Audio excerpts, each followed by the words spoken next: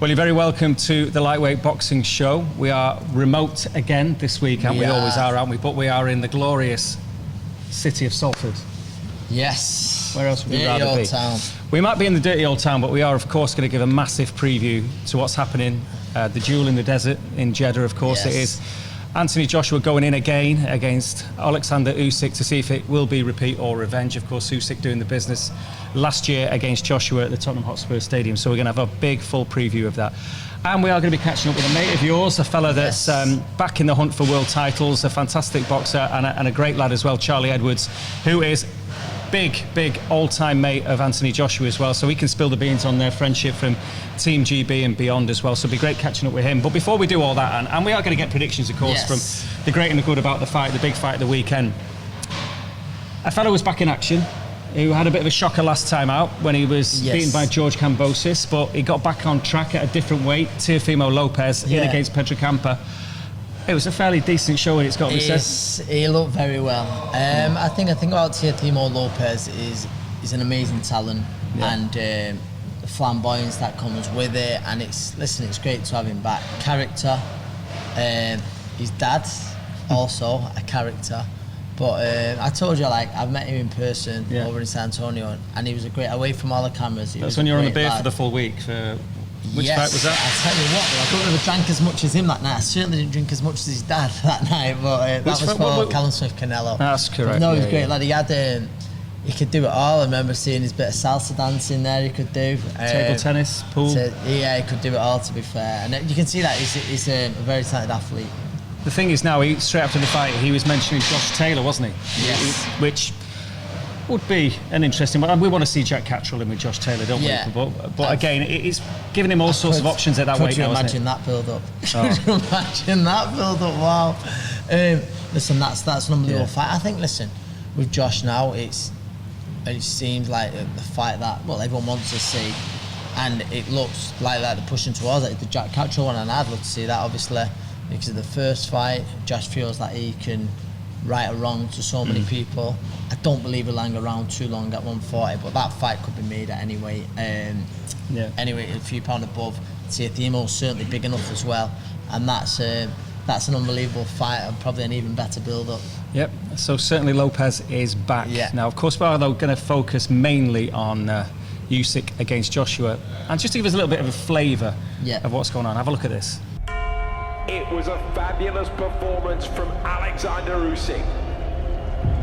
And Anthony Joshua loses his heavyweight titles. But he'll be back.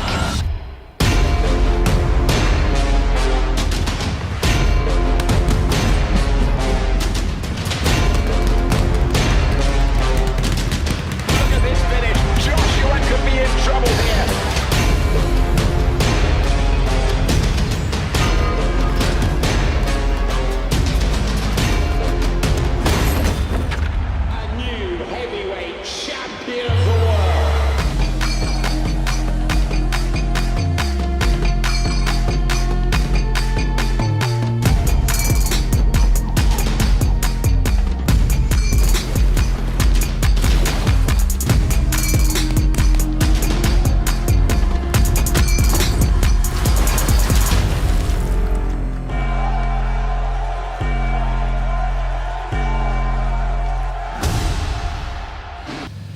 Can't wait for this, to be honest. I know that lots of big fights get a lot of hype. It is. It's always, I'm sure it's all about, but it's just, there's so many scenarios you can see playing out in your head, and it's at the stadium where me and you have been, where CALLUM Smith George goes. So it's not the biggest stadium, but you can imagine there'll be a great little atmosphere in there on the night. Certainly very different to Tottenham Hotspur's ground. And I think that your favourite bit of being in Jeddah that time when we were there in that fine hotel with the rooftop pool and all the rest, when CALLUM Smith became the Ali champion and all the rest of the world champion. It was the Vimto Smoothies across the road, because we think that Vimto is just a Manchester drink, don't we? But it's big across the Middle East. It's big across the Middle East. The Vimto Smoothies / Sundays was a thing of beauty, and I've told all the Team Smith to have one for me, and I'm sure they will do.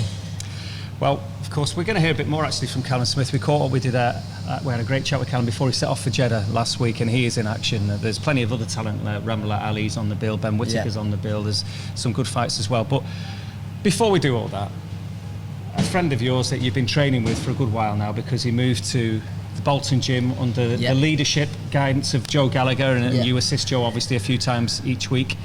Charlie Edwards. So we thought, who better to catch up with on this week than a fella that goes back such a long way with AJ, and a man who's on a mission to get his own career really back on track again. Here's Charlie. Well, Charlie, great to see you again. It's not the first time you've been on the Lightweight Boxing Show, but it's a welcome return, and it's a massive weekend ahead and everything else. But firstly, how are things with yourself? I know that you do a bit of work with this fella and with Joe Gallagher up in Bolton, obviously. So what's the crack with you at the minute? Everything's going smoothly. We're working on things behind the scene. Joe's now not only my coach but my manager as well, so I'm leaving it all up to him. He's making plans and trying to push for my next fights and stuff, but we're hoping to be out in October. Fingers crossed everything goes smoothly, and we can be. But yeah, see Ant all the time, always on the pads. Getting sick of him, seeing his face. But it's good to have Ant in the gym, working beside him, because very experienced lad, been through massive fights. The gym's booming, everyone in the gym's flying, and I'm just like chomping on the bit now to get my own fight, get some focus and really push in. I've been 100% dedicated out of camp. Like I fought in December just gone, and I've been back in camp and developing, and everything's going smoothly and right in the gym, and I'm going from levels to levels, and I've really gelled with Joe. So when the fights start rolling in, I think this time round, I think I'm going to shock a lot of people. I've moved up a weight. I've actually grown into a bantamweight, and I'm punching a lot harder. My experience is coming into play. Getting my man strength now. I'm 29, so I'm getting on a bit. So I'm coming to the peak years of my career. So I'm really looking forward to this next stage. And we've had a bit of ups and downs along the way with trying to get things sorted and stuff. But the future's going to be bright, and when the time comes, I'm going to be ready. So looking forward to it. Charles, ex-GB teammate and mate, roommate, Anthony Joshua, fights on Saturday in the biggest fight of his career, without a doubt. What can you tell us about your time? Sort of your time with Anthony Joshua, so that would have been the time where it was the real progression from raw novice towards being an Olympic champion. What did you see in Big AJ that you thought that could make him special one day? He was always a student to the game. Like we shared rooms together for years. It was mad. It was a running joke, little and large. I was the lightest weight and he was the heaviest weight, and we were both tipped to go on to do big things at the Olympics. I didn't end up qualifying. He went on and won the gold medal. But we were both tipped to be big things, and we did go both on to win world titles. But in the early days, he was always a very much student to the game, very, very focused. He knew what he wanted. He knew what he was capable of. He knew his attributes and things like that. He listened, he learned, and he would always go the extra mile. He'd always put in extra. Like even when we was up the GB team, say Monday to Thursday, then we'd go home at the weekend. And then he was actually, at the time I was boxing for the Lynn ABC, and one of my coaches, Gary Howes, was a very good amateur coach, and he would come down from the GB side on Friday and Saturday and come do some sessions with him and to develop and learn. And he was always like asking questions, wanting to learn, and bit of a sponge like that. Yeah, proper sponge. And like he was the biggest guy in the room, but he was the most down to earth, humble guy in the room. Like we'd sit there, crack jokes about like Dynamo the Magician when he was coming on, and we'd sit there, watch The Secret. Even I think we used to sit there when we was in France and watch, is it Made in Chelsea or something? Oh, no, you're talking, that's all Crolla's kind of getting now, isn't it? Yeah. Anything like that. Training camps are mad, isn't it? You just like spend so much time with you chilling together, you have crack jokes all the time, and we got on very well, and obviously he's gone on to big things, and his life's gone on a crazy whirlwind roller coaster. But he is in the biggest fight of his career to date. It seems like everyone's like that now. When he got beat from Ruiz, it was do or die. If he gets beat again, he's done, which I think is a bit unfair.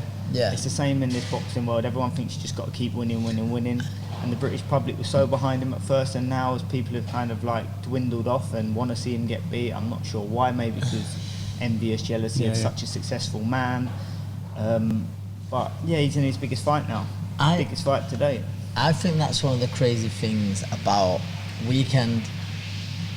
it's come out and it's been all over social media. You know, there's a few people who said Oleksandr Usyk loses on Saturday. He retire, and listen, he might do. He's earned a ridiculous amount of money. Joshua. He's earned a ridiculous amount of money.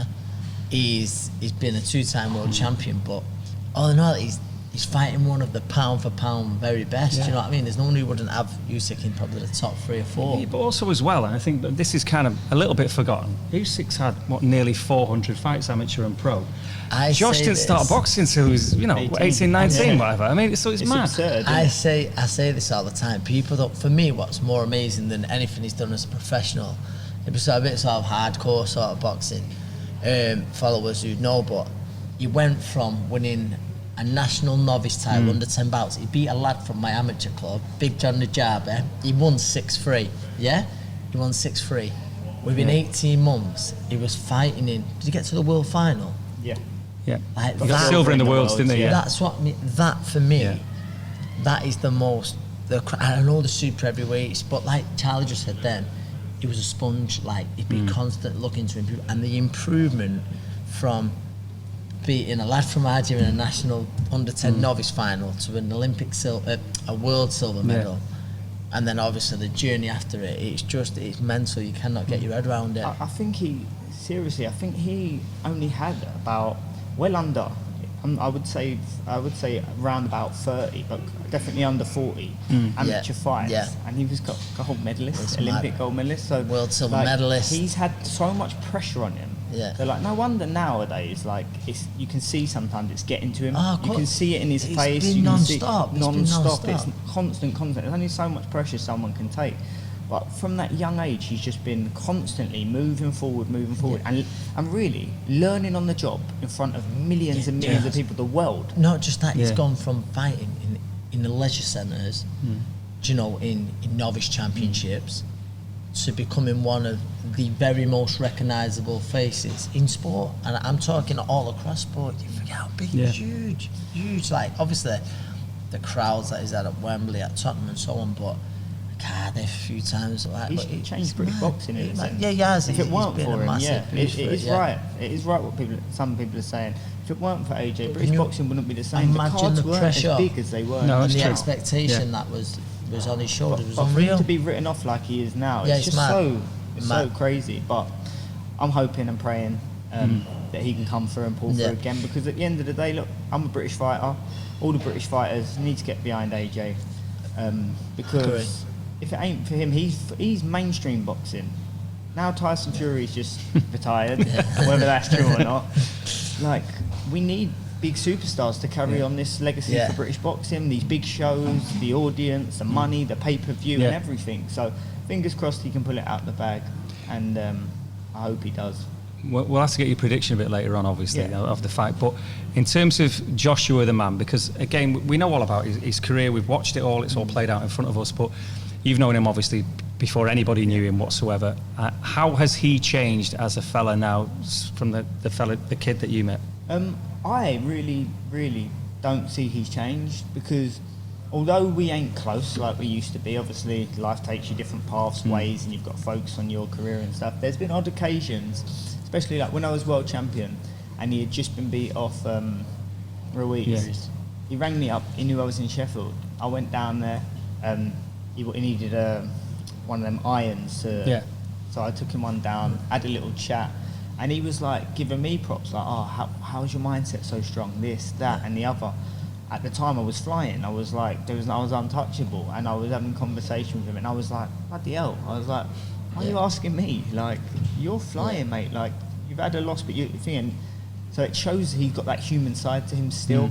And then we've been out in Marbella, we've linked up over there when we both hadn't had fights. We've gone out and had a little party and had a laugh, do you know what I mean? And it felt like we sat there talking for hours, and it's like the same Joshua that I was chilling with all them years back. So he hasn't changed. It's just, I think people look at him like, he's changed, he's got big time, because people don't understand in life that sometimes someone has to outgrow everything to get to where they need to be. It doesn't mean they're leaving you behind, but when I see him, same old Joshua, and it's nice to see. Josh then is kind of the same guy, regardless of all the absolute madness that he's kind of grown up in, if you like, now. Yeah, but definitely. I think one of the interesting things about all this is that the other fella, because we know about the pressure Josh is under, and we know about what he's got to deal with and the demons from the first fight and everything else. But since that first fight at the Tottenham Stadium, a war has broken out, as we all know, and he's been on the front line or whatever he's been doing in Ukraine, and he's taken himself away with the blessing of his people and all. I mean, is that a plus or a minus for his mentality that he's got the whole country now that he's got to fight for? I think it can work both ways, like, because pressure is real. If he's putting that sort of pressure on himself, and like it's like a mindset of I have to do this, I have to win, I have to do this for him, it can work in a negative effect. But then if he's going in it with a mindset is I've got my nation behind me, and it can push you and drive you to a whole new level. And what Usyk has been in the war, been seeing, been thinking is nothing on what he's going into now. I don't want to sound that derogative because of no, but it's like, how can you compare it? Getting killed, like you could get killed any day, or you could get knocked out. Well, I'd rather get knocked out than killed. So I always remember Peter Fury saying it once, and I was in an interview, and he says it's a boxing fight. I know Peter's like he's got his way of words, and it's straight down the middle, isn't it? And it's what's the worst that can happen? You lose to another man, you get knocked out. You're talking about a man who was on the front line, who was. I'm not saying he was dodging bullets or anything like that, but there was every chance that his life just being in the country, you were in trouble, weren't you? Your life's at high risk. But I suppose in a way that's what Joshua's got to remember as well. That it's just a fight. And to try and just get in there and have a fight. And again, a lot's been made about him trying to find the dog in him again, you know, and being that kind of slightly raw fighter again, like he was with Dillian White, and just when he gets rocked, get in there. And the Klitschko fight. I exactly get where you're coming from and know what you're saying. But I do think, like, just speaking from previous experience, like what happened to me with the Martinez thing, it's not so much of, it's just a boxing match. Because you've sacrificed your whole life for something. You put in all the work, and when you get out there, because it hasn't gone the way you expected or wanted, you're hard on yourself. You beat yourself up mentally. You torture yourself because you're like, nah, I'm better than that. I should have done better than that. And then it's like a pressure, not from everyone else sometimes, but a pressure on yourself saying, I can't lose. I can't. This can't happen again. This can't happen again. And that's what can make someone go a bit insane with it all, and change their personality, confidence, everything. Such a mental game, boxing. And that fight, I mean, that was a crazy night with the Martinez fight. No contest in the end. Obviously, it hit you when you're on the deck and everything else. And you've had a tough time since then, really, haven't you? It's been kind of. You've not had the fights you needed to have. You know, you've been inactive. But that night was madness. And I mean, so that's had a massive impact on you that night. Oh, massive impact on me that night. Reality is, when I look back, and I haven't said this to this day, I was suffering severe mental health issues. I shouldn't have fought that night. Making them light weights made me fall into a deep, dark depression. I was 8 stone. Like, I walk around at 9 stone. That's crazy to look at, like, now, isn't it? Like 8 stone, and I was messed around in camp and everything with fight dates and stuff, and then I got chucked to me last minute. But I was in training camp and I was training for that fight, and I was giving it everything. My head was so focused. Then the fight fell apart and I weren't fighting, so it was all up in the air. I went away on holiday to try to get away from it all. I'm telling you now, my mental health, I went on my own. I just split up with one of my ex-misses, went on my own. My head was all over the place from that relationship, and I was out for 10 days, drinking all day, all night. I couldn't handle the pressure. In my head, I was like, this is the last time I'm going to be world champion, so I'm just going to enjoy it. My head fell off my shoulders. I was getting mad thoughts, suicidal thoughts, just couldn't cope with it. And I got back, and then I went into a 5-week training camp to make a weight that I couldn't make anyway. So I just killed myself and I went in there 2 weeks before my fight, and I should have pulled out then, because I couldn't even make my last check weight. I had to get I had to cheat the scales, and that was still £3 over. And when you rehydrate fuel and go back up a weight, and then you got to bring it all down again the following week for the weigh-in. I had to do 5 kilograms overnight. I was nearly dead. That's such a lightweight as well. I can't even remember the interview I had on Sky. If I go back and look at the weigh-in, my eyes are sunken in my head. My it's completely. I look ill, very ill. I should never have fought. But you live and you learn, you know. never do that again, would never put my body through that situation, and I would never fight with a mental health problem. It took me a while to get over that, and after the back of that, it was even worse for a while. And slowly, you get the right people around you, support and talk to people, and it comes back. But it was a very tough journey, and it still sits deep inside of me, and it kills me because I know deep down on my mother's life, I could beat Martinez on my day. When I'm like, if it was bantamweight now, and he moved up, let's get it on, because it's what legacy fights are about, you know. The controversy was completely taken out of my hand back in the day, like, and it brought me hate. Everyone was calling me a fake champion. Everyone was laughing at me. Everyone this and that. That's why I say about AJ, because the pressure and what everything goes on, it F's your head up. What's left then? Because I know you still want world titles. You've moved up, obviously. So what's the plan in your head? So with the WBC, WBO, and IBF, I'm in the top 5 in the world already. That is, and then in the WBA, I'm in the top 8. 2 of them are at super flyweight, 2 of them are at bantamweight. So we're sitting there knocking on doors. My goals and my visions and everything I'm thinking about is, if a shot comes up at super flyweight, yes, it's going to be a struggle. I will be able to make it once for that world title fight, and I will pick up a world title at super flyweight. But like I said before, I learned from my mistakes. I will leave that title behind. I will not let fights, money, things, false promises of getting unification fights dictate me dying at a weight again. And then I'll take that up and then do it at bantamweight. I do generally believe that I've got multiple weight world titles in me, and it's only a matter of time. Once all this craziness has been put to bed with the stagnation of my career and getting fights, I'm in the position where once my fights do get set and the ball starts rolling and the politics go away, I will be on fire. And I've developed so much more in the gym. I'm 29 now. I've come into I'm coming into the peak of my career. I'm 10 times the fighter I was when I was 25, when I was world champion. And the experience is there, everything's there, my mindset's there, my mental health's back on track. I'm ready to go. So when I do go, it will happen. Fantastic, but of course we get to the crux of this weekend now.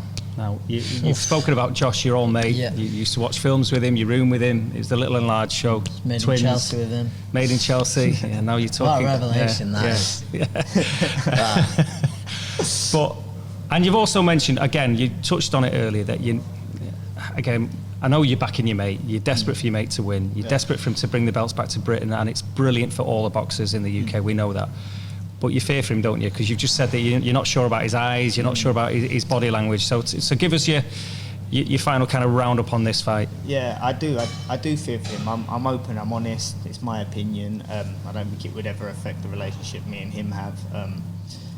He's a very good friend of mine, and I want him to win, like you said. And I'll be praying for him that night and hoping he wins. But I just can't see it.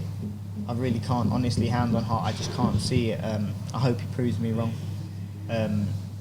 I just believe with everything that's gone on, ups, downs, everything in between, the pressures of being this guy on top to being, because it happens, being hero to zero, everyone turning on him, the negativity starts flying in, and I just don't, changing of styles, being stuck in between styles, I don't think he's there behind his eyes, and I don't think he is generally confident.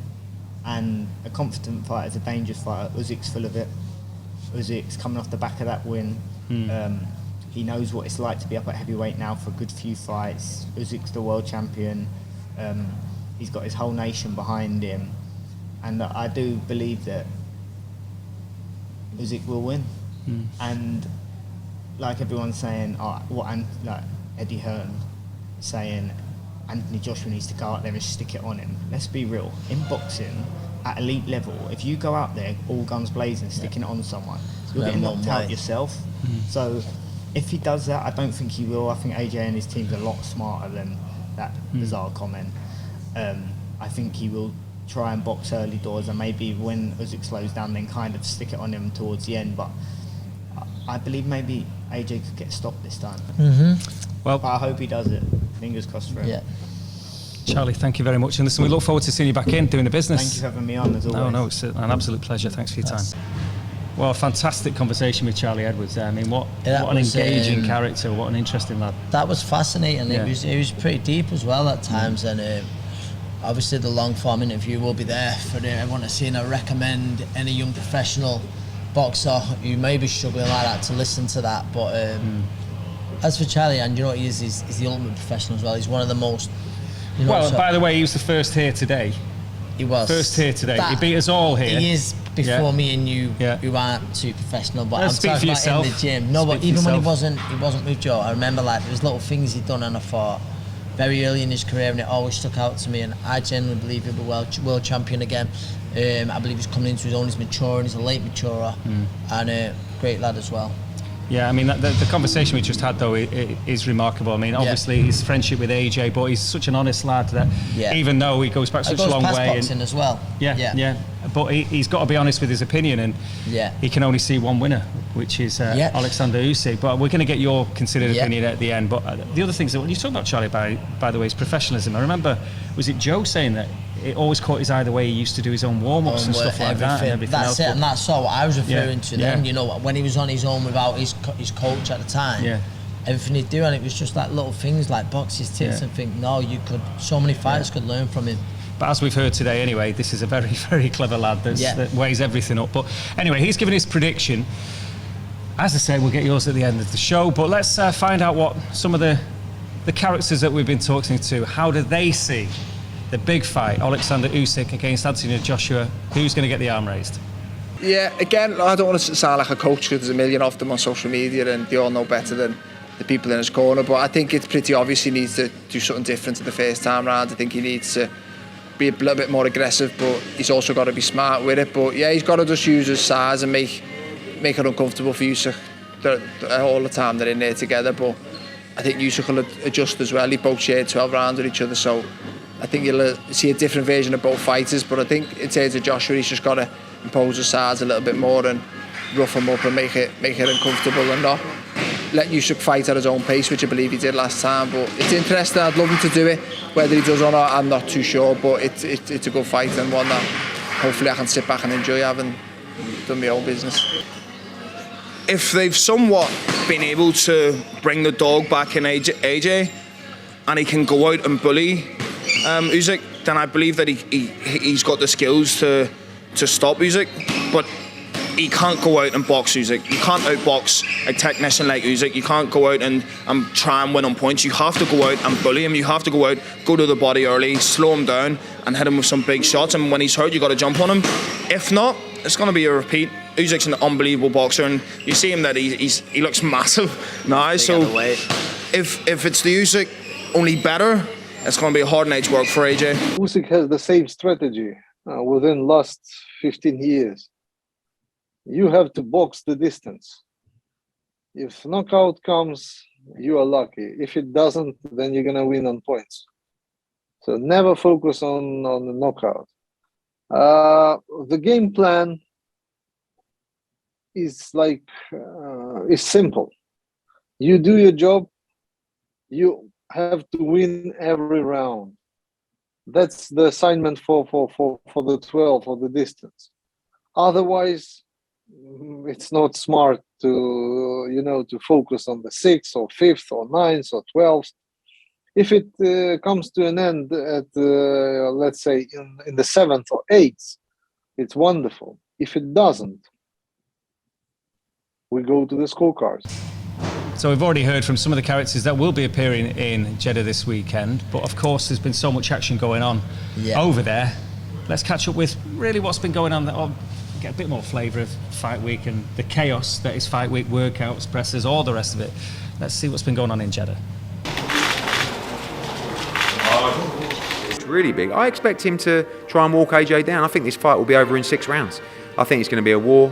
I don't think Usyk wants to be walked down by AJ, wants to box off the back foot against aggressive Anthony Joshua. I expect him to be aggressive, and I think he's going to get knocked out.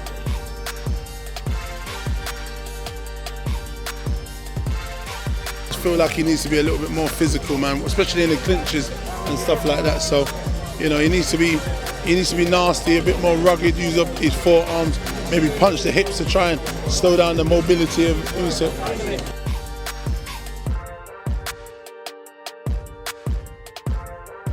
It's a little man fight and there's a big man fight. And when each individual fight, they probably gonna win. Can he pull it off? Yes, he can.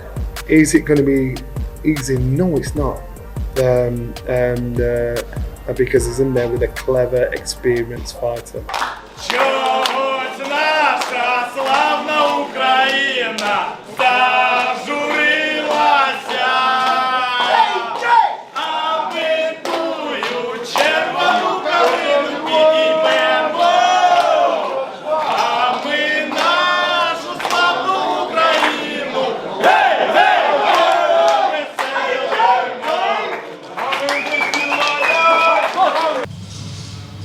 Well, it's going to just be mind-blowing, really, when these two fellas take the ring. I mean, such has been the attention this week. And with everything that's gone on, obviously, and again, Usyk, the free-to-air for Ukraine that he insisted on, and the Saudis gave him the rights and all the rest of it. So it just adds that little bit more for him. And again, with Joshua and how is he looking, and everyone's going to assess his body language, the new trainer, we've spoken about it. But it's just come to that point now, and I can leave it no longer. What happens, and I want your full breakdown. Do you know what? I think having we've been listening to Charlie, and he made some great points, and I remember at the press conference that day, and people underestimate just how tough it must have been for Anthony. And straight away people go, "Oh, how tough! He's been earning millions and millions." But the spotlight that he's been under, it's unreal, do you know, in such a short space of time, like how he's gone from being relatively unknown to one of the most recognisable faces on the planet in sport. It's, listen, very similar to Charlie as well, and very similar to a lot of the UK. I really hope he does it, and it's great what he's done for British boxing, but I believe it's going to be a very tough Saturday night. I think he's going in with a fighter in Oleksandr Usyk, who is all wrong for Anthony Joshua. You know, styles make fights, and I always believe Oleksandr Usyk would cause huge problems for Anthony Joshua. I think he's fighting a fighter who is fighting with a nation's hopes, who are behind him, and he's the kind of personality who I believe carries that well. He's put on that extra bit of muscle. Yeah. What I do think we're going to get, I think we're going to get a very exciting fight, and I wouldn't be surprised if we see Oleksandr Usyk feel a shot or two this time. But I believe movement, if you put on the muscle right, people think, oh, he's put on muscle, will he be slower? No, if you put on the muscle right, I was always told this from my S&C guy, Mike Cullen, you put it on right, it makes you faster. So when do you see, I know you might blow up more, when do you see 100-metre sprinters who aren't heavily muscled now? It makes you very fast twitch, reaction time, and I just believe that he's kept that movement, and I believe he's gonna be carrying more power behind his punches, and I hope I'm wrong. I hope we see an AJ win, but I believe we see a Usyk stoppage 7-9. 7-9, that's but I believe we see both men hurt, I do, but Usyk 7-9 is my prediction. You kind of touch upon the fact that he's such a special character as well. And he is. I've been lucky enough to meet him a few times, and there's very few things that ruffle him. I think people probably heard me tell the story before. I remember boxing Chief Support when he boxed Tony Bellew, and the fire alarm went off in the night. I'm not comparing a fire alarm to a war in Ukraine, but I am telling you now, this was the loudest fire alarm I have ever. It was like sirens, and I thought, you've got to forgive the thing, but it was like, I thought the hotel was under attack. It was that loud. Next day, I'm sat at breakfast, fight day. Eddie's talking to me. Oleksandr Usyk walks over. He just taps Eddie on the shoulder. He goes, Eddie. He goes, good one. And I just thought, he's not mired. He's just not mired. I'm not comparing that to what's going on, but very, very cool. Nothing's going to phase him. I can't see it phasing him. The hope of the nation. I think he's going to embrace that. It's but it's a real intriguing fight, and one punch changed everything in boxing, even more so at heavyweight.